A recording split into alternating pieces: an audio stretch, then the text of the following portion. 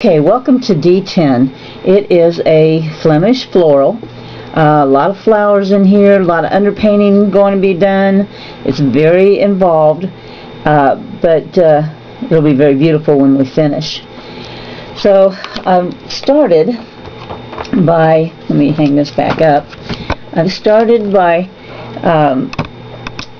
preparing a board. Susan used masonite, but I happen to have a 14 by 18 canvas board, so I put gesso on it, 3 coats, and sanded it, and then put white mixed with light primer on it, and then I put my design on.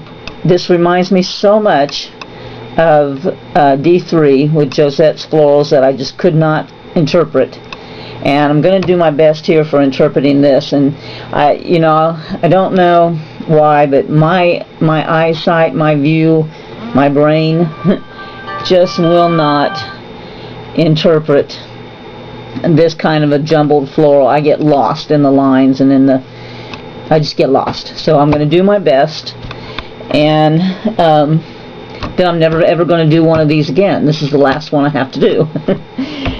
So what I also did was I mixed the background color, the imprimatura, and that is sort of a dark baby poop green or pea green or something, and then I put extender on, and then thinned out that paint with extender, and washed it very lightly over the top, making sure that I could still see my pattern, and smoothed it out, dried it, and then glazed it with glaze and water 1-in-1. And this is going to be a fairly dark painting, so whenever you're told to glaze, please don't use straight glaze, because by the time you get to the end, then you're going to have some matting and some cloudiness.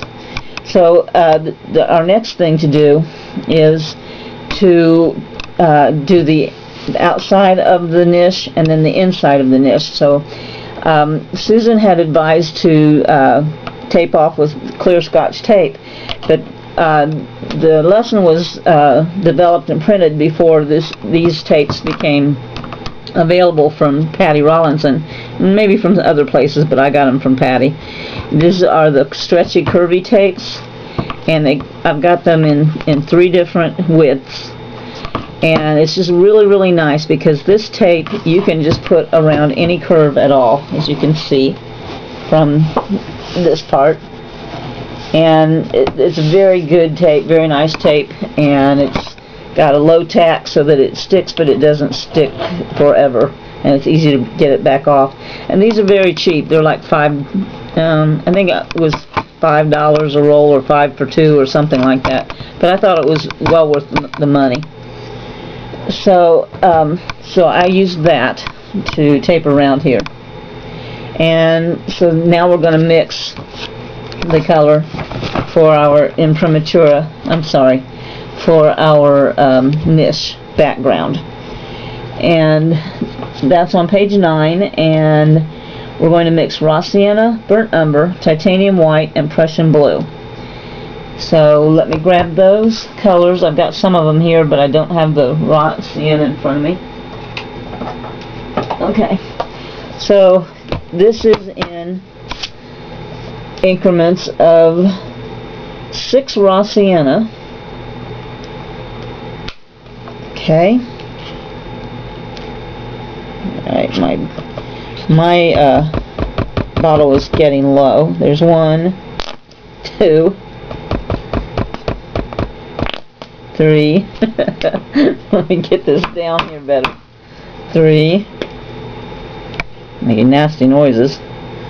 4, 5, and 6. Time for a new bottle. Okay. Next is burnt umber, and that's in 3. We're going to add 3 drops. Sorry to make so much noise, but my toner colors are quite low, and I haven't been out to the rack to replace them.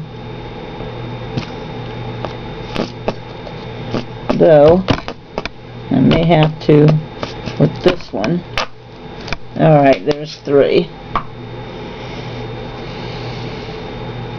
Okay, next is titanium white, and that's 3.5. This one is full.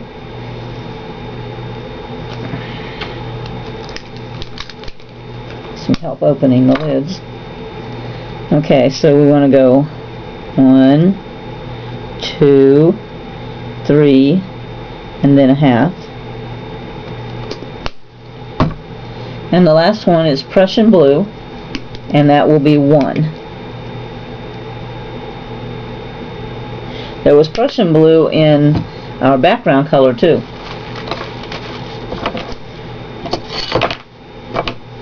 So I'm going to mix these.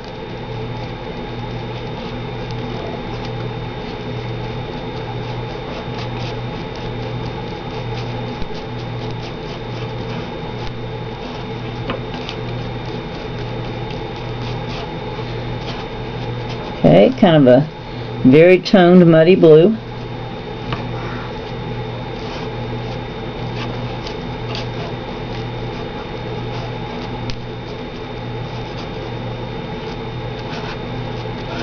Okay, I'm going to pull this over into my wet palette.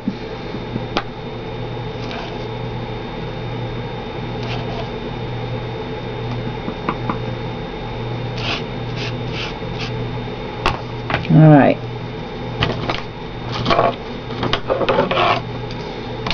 Looking for my other, there we go, for my other palette knife.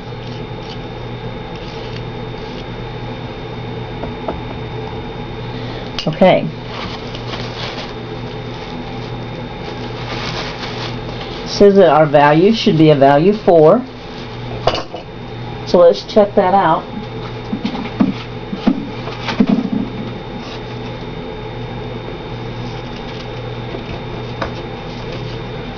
And I do believe that we're about there. There's my value 4, and here's my mix. Pretty good. Okay. We're going to place this on the area outside the oval niche frame. Now I've taped the inside, so anything out here is what we're going to paint with that color. So I'm going to grab a large brush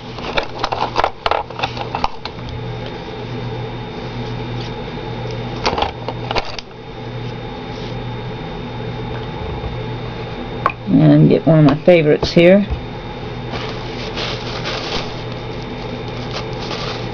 This one is the old Global Arts 3/4 brush, but our new Deco Art line of brushes has the very same brush. So we're just going to paint this.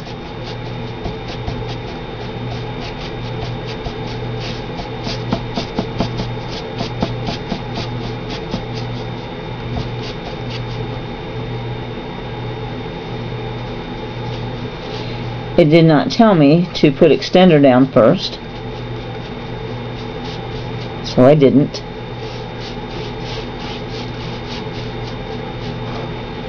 Though I can see where that might be a little desirable. You want to get real close right up to that tape, but you want to make sure that your tape is down tightly so that there's no bleeding.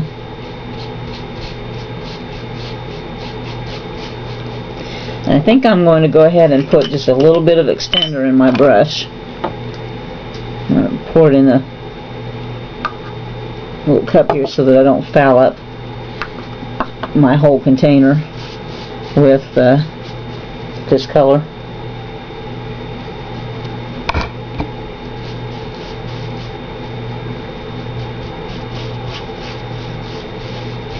This is a large piece. I hope that I'm not painting off camera.